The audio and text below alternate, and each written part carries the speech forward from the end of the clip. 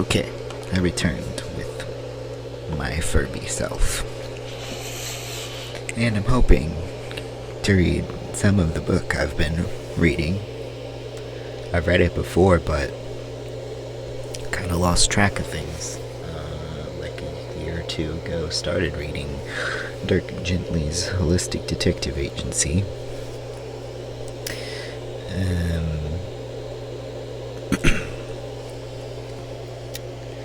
Got a little lost, got a little, I don't know, I just stopped reading it for a while because it was due back to the library.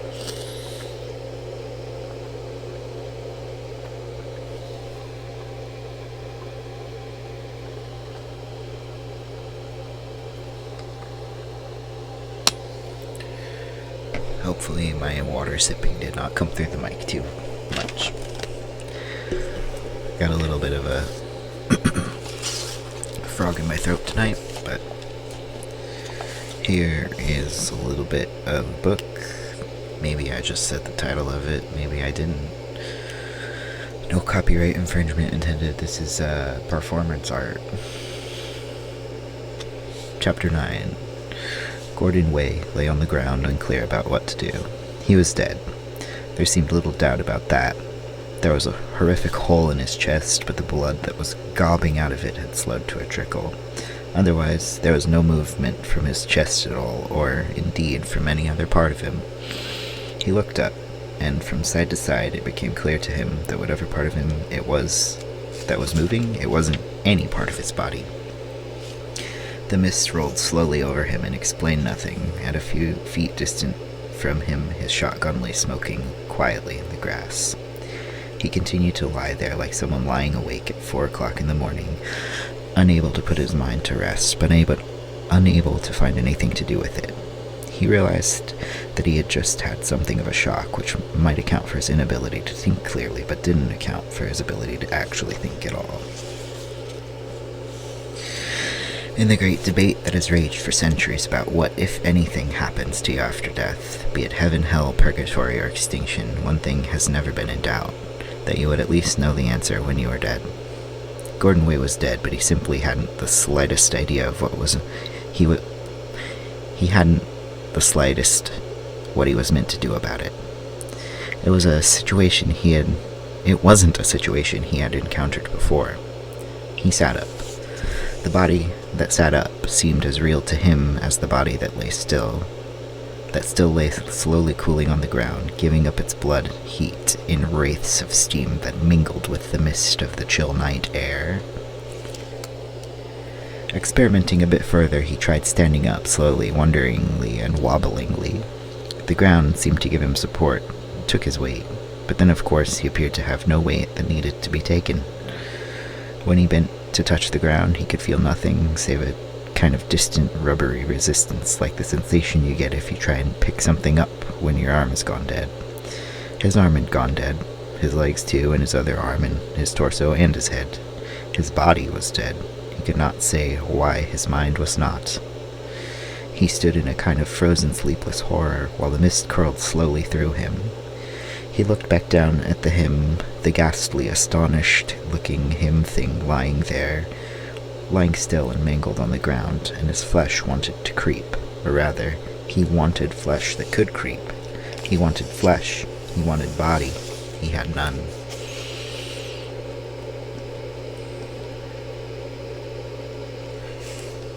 A sudden cry of horror escaped from his mouth, but was nothing and went nowhere.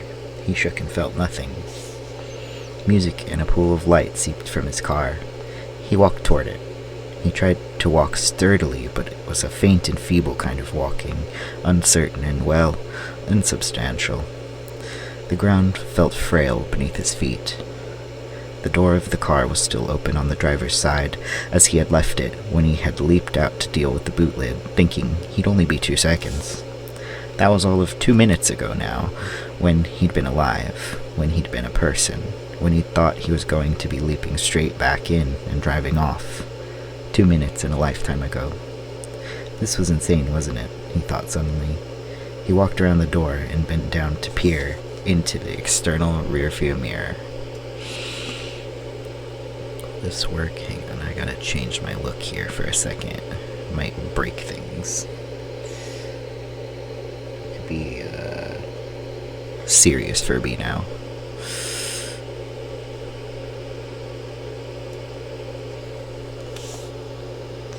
This was insane, wasn't it? He thought suddenly. He walked around the door and bent down to peer into the external rearview mirror. He looked exactly like himself, albeit like himself after he'd had a terrible fright, which was to be expected, but that was him. That was normal. This must be something he was imagining, some horrible kind of waking dream. He had a sudden thought and tried breathing on the rearview mirror. Nothing. Not a single droplet formed. That would satisfy a doctor. That's why they always did it on television. That's what they always did on television. If no mist formed on the mirror, there was no breath. Perhaps, he thought anxiously to himself, perhaps it was something to do with having heated wing mirrors. Didn't this car have heated wing mirrors? Hadn't the salesman gone on and on about heated this, electric that, and servo-assisted the other? Maybe there were digital wing mirrors. That was it. Digital, heated, servo-assisted, computer-controlled, breath-resistant wing mirrors. He realized, thinking complete nonsense. He turned slowly and gazed again in apprehension at the body lying on the ground behind him, with half its chest blown away. That would certainly satisfy a doctor. The sight would be appalling enough if it was somebody else's body but his own. He was dead. Dead. Dead. He tried to make the word toll dramatically in his mind, but it wouldn't. He was not a film soundtrack. He was just dead. Peering at his body in appalled fascination, he gradually became distressed by the expression of asinine stupidity on its face. It was perfectly understandable, of course. It was just such an expression as somebody who is in the middle of being shot with his own shotgun by somebody who had been hiding in the boot of his car might be expected to wear, but he nevertheless disliked the idea that anyone might find him looking like that.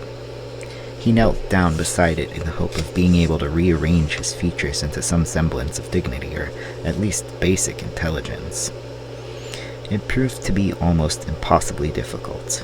He tried to knead the skin, the sickeningly familiar skin, but somehow he couldn't seem to get a proper grip on it, or on anything. It was like trying to model plasticine when your arm had gone to sleep, except that instead of his grip slipping off the model, it would slip through it. In this case, his hand slipped through his face. Nauseated horror and rage swept through him at his sheer bloody blasted impotence, and he was suddenly startled to find himself throttling and shaking his own dead body with a firm and furious grip. He staggered back in amazed shock. All he had managed to do was to add to the inanely stupefied look of the corpse, a twisted-up mouth and squint,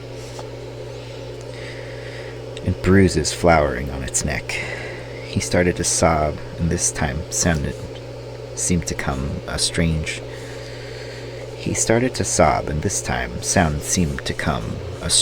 howling from deep within whatever this thing he had become was.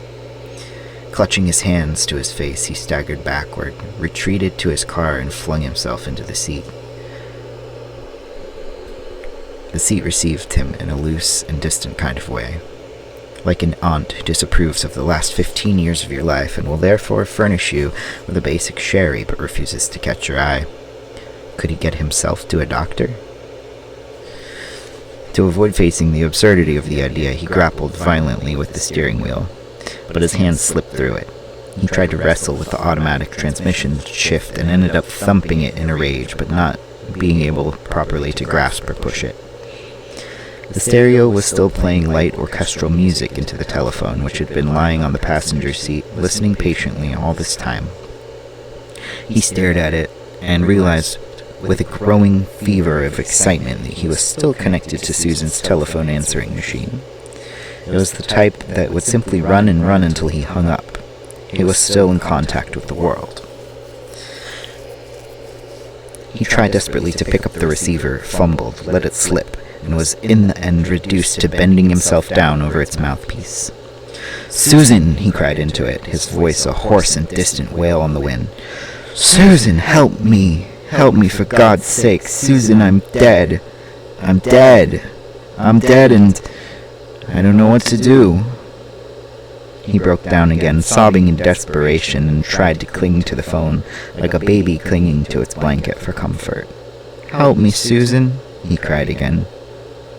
"Beep," said the phone. He looked down at it again, where he was cuddling it. He had managed to push something after all. He had managed to push the button which disconnected the call.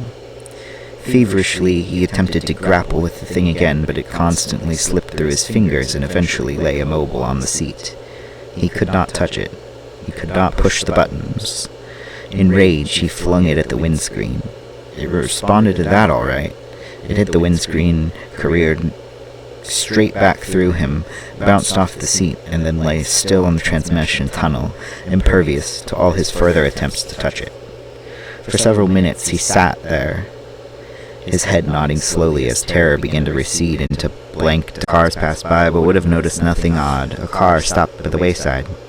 Passing swiftly in the night, their headlights would probably not have picked out the body lying in the grass behind the car.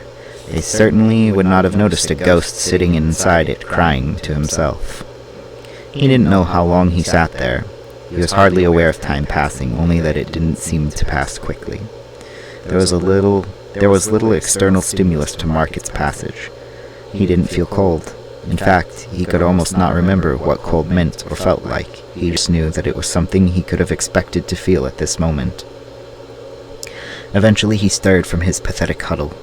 He would have to do something, though he didn't know what. Perhaps he should try and reach his cottage, though he didn't know what he would do when he got there. He just needed something to try for. He needed to make it through the night. Pulling himself together, he slipped out of the car, his foot and knee grazing easily through part of the door frame. He went to look again at his body, but it wasn't there.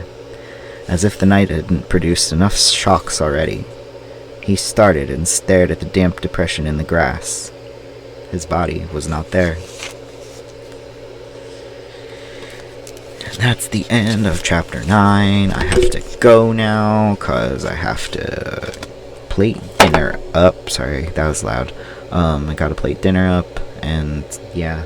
Thanks if you watched this. If you didn't, that's okay.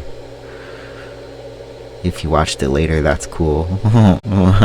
Okay, bye.